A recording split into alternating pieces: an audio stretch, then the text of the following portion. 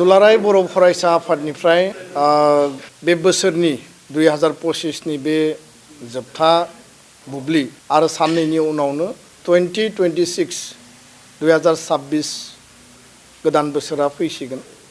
आरो गिबियावनो गोदान बोसोर 2026 मायथाइनि गासै आसामनि भारतनि गासै हारि माहारिजों लोगोसे सुबुंफोरजों लोगोसे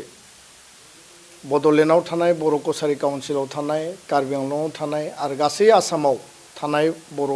आइ आफा रायजो राजानिसिम गाहाम हामलायनाय आरो खुलुमनायखौ आं बावहरदों। दिनैहाय गुबैयै मोननै आयदाखौ लानानै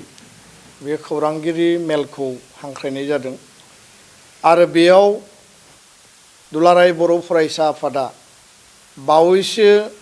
9 डिसेम्बराव उत्तराखंडनि देहरादूनाव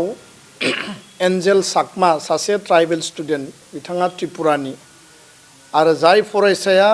master of business administration MBA फरायबाय थादोंमोन बिखौ मोनाबिलिनि समाव बाजार खालामनो थांनायाव जिहेतु बिदा आरो फंबाय सानैबो दङमोन बिथांमोनखौ रेसियेल डिसक्रिमिनेशननि थाखाय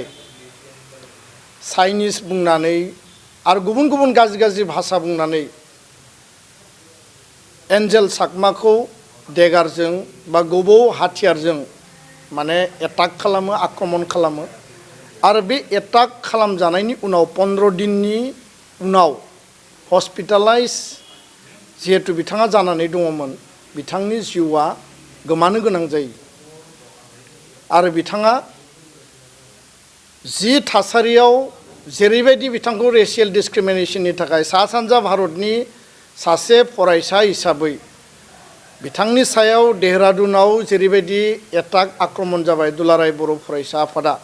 नर्थ इस्टनि गासै हारि माहारिनि जानानै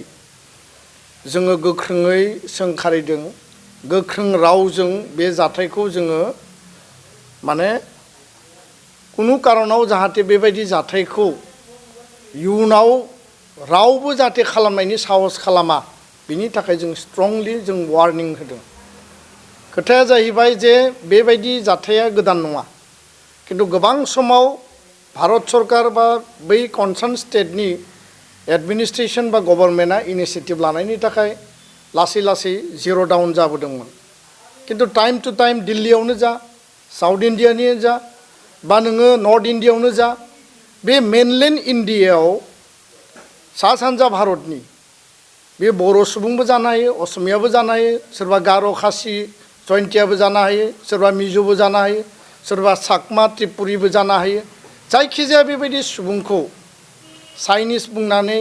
बा मालाबा टिबेटनि बुंनानै मालाबा फरेनार्स बुंनानै रेसियेल डिसक्रिमिनेशन बर्नबादि जि मोनसे हिंसानि जि मोनसे आक्रमण बे आक्रमणखौ जों खालामबोनाय नुदों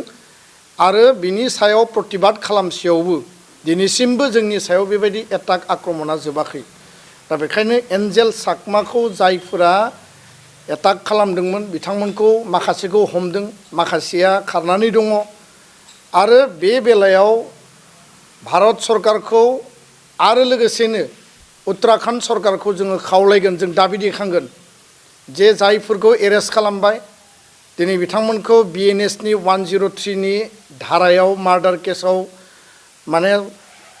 एरेस्ट खालामनाय जादों होननानै बुंदों बा एरेस्ट खालामनायनि सायाव चार्जशिट माने बिथांमोनखौ माने आरोबाव केसखौ जाबसिननाय जादों होननानै बुंदों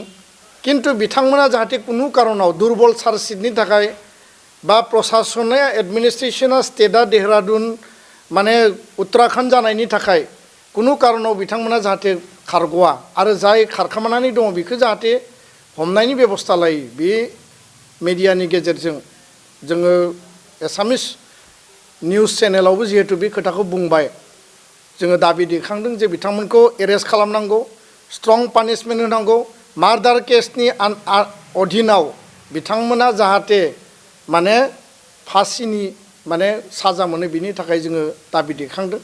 आरो बे जाथायखौ जों गोथौयै दुखु मोननाय फोरमायदों दुखुथिया न'खरजों बे दुखुनि समाव जों बाहागो लाफादों आरो दिनै मोनाबिलिनि 4 बाजियाव जोंनि माखासे दुलाराय बर' फरायसा आफादनि जिल्ला आफादफोरा